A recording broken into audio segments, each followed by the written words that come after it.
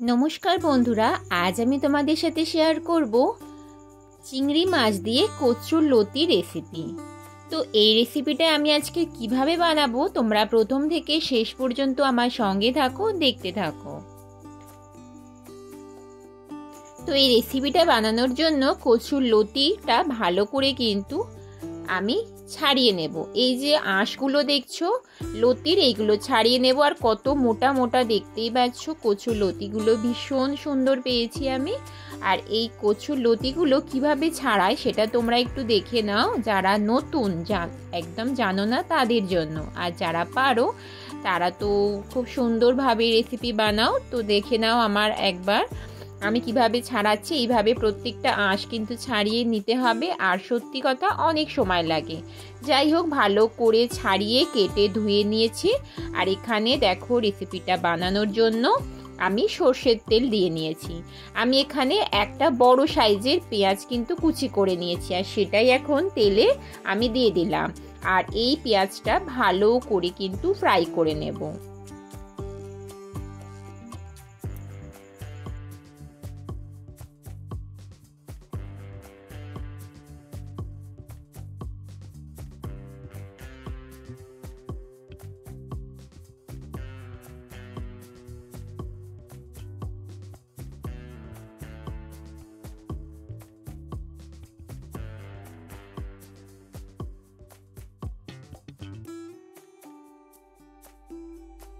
পেঁয়াজটা অনেকক্ষণ ফ্রাই হয়ে যাওয়ার পরে আমি এখানে বাটা মশলা দিচ্ছি হাফ চামচ। আমি এখানে বাটা জিরে দিয়ে নিচ্ছি, হাফ চামচ কাঁচা লঙ্কা বাটা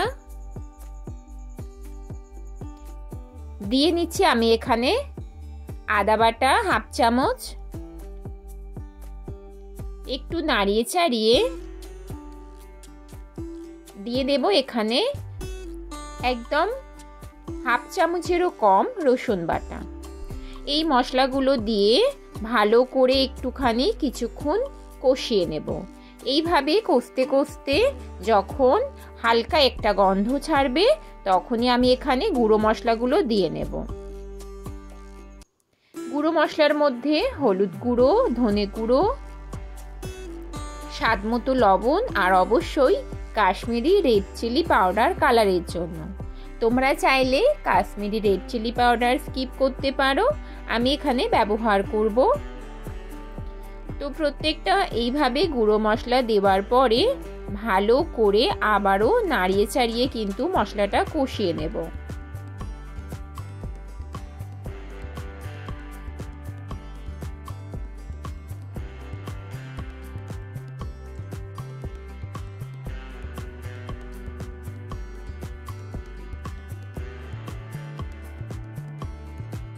এইভাবে মশলাটা কষতে কষতে মশলা থেকে যখন তেল ছেড়ে দিয়েছে আমি এখানে চিংড়ি মাছগুলো দিয়ে নেব। আর এখানে আমি চিংড়ি মাছগুলো কাঁচাই ব্যবহার করছি, একদম ফ্রাই করিনি। ফ্রাই করলে একদম ছোট হয়ে যাবে, শুকিয়ে যাবে। সেই কারণে আমি এখানে কাঁচাই দিয়ে নিলাম। এই মশলার মধ্যে নাড়তে নাড়তে কিন্তু চিংড়ি মাছগুলো ফ্রাই হয়ে যাবে।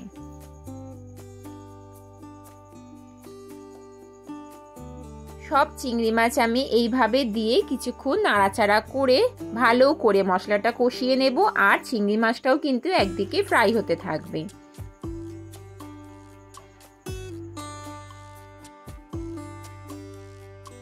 মশলাটা অনেকক্ষণ ধরে কষার পরে আমি এখানে দিয়ে নেব এবারে কচুর লতি, যেগুলো আমি আগে থেকে কেটে ধুয়ে রেখেছিলাম সেইগুলো এর মধ্যে দিয়ে নিচ্ছি। দিয়ে ভালো করে কষিয়ে নেব।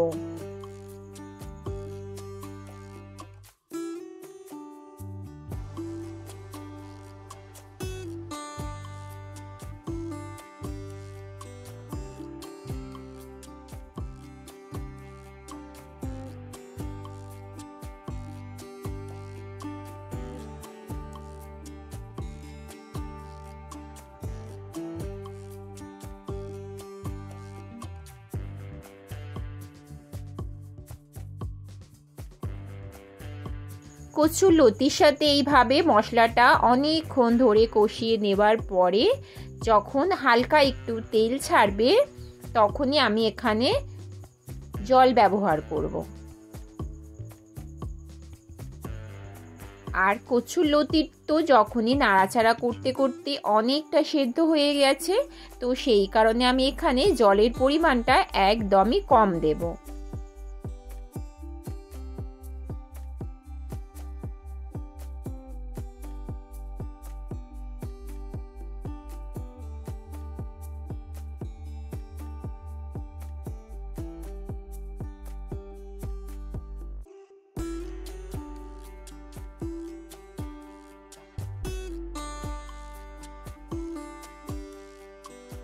তো দেখো বন্ধুরা, অনেকক্ষণ ধরে কষিয়ে নিলাম।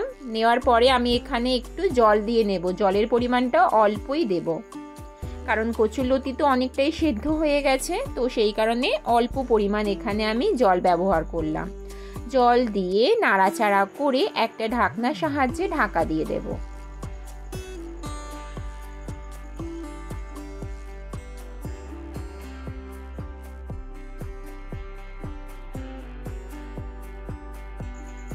তো চলো বন্ধুরা, কিছুক্ষণ পরে ফিরে আসছি তোমাদের মধ্যে, সঙ্গে থাকো। তো দেখো বন্ধুরা, কিছুক্ষণ পরে ফিরে এসেছি। কচুর লতিগুলো কিন্তু একদম সেদ্ধ হয়ে গেছে, আর সামান্য পরিমাণ একটু জল আছে, এই জলটাও কিন্তু শুকিয়ে নেব। একদম কিন্তু মাখা চাকা করব কচুর লতিটা। আর যেমন কচুর লতিটা সেদ্ধ হয়ে গেছে, চিংড়ি মাছটাও তো হয়ে গেছে, আর জল সামান্য পরিমাণ আছে। এইভাবে গ্যাসটা কিন্তু মিডিয়ামে রেখে কিছুক্ষণ এইভাবে আরও নাড়াচাড়া করে নেব। আর এখানে সামান্য পরিমাণে একটু মিষ্টি ব্যবহার করব, মানে চিনি।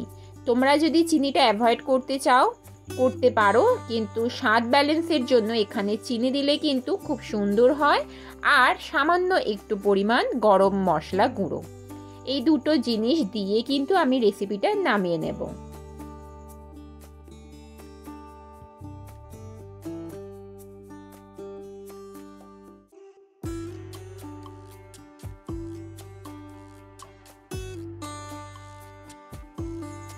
তো তোমরা দেখতেই পেলে স্বাদ মতো চিনি, মানে ব্যালেন্সের জন্য, আর গরম মশলা দিয়ে আমি কিন্তু ভালো করে নাড়াচাড়া করে নিচ্ছি।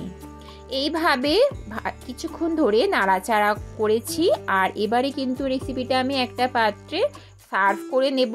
দেখতে তো কত সুন্দর হয়েছে বন্ধুরা, খেতে দুর্দান্ত হয়েছিল। তো আজকের আমার এই রেসিপিটা তোমাদের কেমন লাগলো কমেন্ট করে অবশ্যই পাশে থেকো। আর আমার রেসিপিটার কোন অংশ যদি তোমাদের খুব ভালো লেগে থাকে, তাহলে প্লিজ বন্ধুদের মধ্যে শেয়ার করতে কেউ ভুলো না। তো দেখতেই পাচ্ছ একটা পাত্রে আমি সার্ভ করে নিচ্ছি বন্ধুরা। তোমরা ততক্ষণে সঙ্গে থাকো, দেখতে থাকো।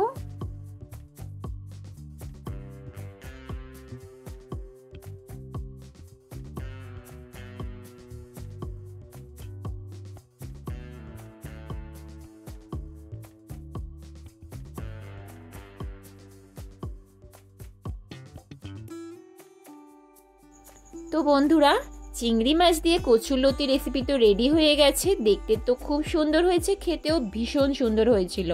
তো আজকের আমার এই রেসিপিটা যদি তোমাদের খুব ভালো লেগে থাকে অবশ্যই শেয়ার করে দিও। নতুন বন্ধুরা চ্যানেলটাকে সাবস্ক্রাইব করে আমার পাশেই থেকে যেও। আর এই রকম নতুন নতুন ভিডিও পেতে অবশ্যই কিন্তু সাবস্ক্রাইব করে পাশে বেল আইকনটা প্রেস করতে কেউ ভুলো না। তো চলো বন্ধুরা, আজকের মতো ভিডিওটা আমি এখানেই শেষ করছি। তোমাদের সাথে দেখা হবে নেক্সট আবার কোনো ব্লগ নিয়ে বা কোনো ভিডিওর সাথে। ততক্ষণে তোমরা ভালো থেকো, সুস্থ থেকো, টাটা।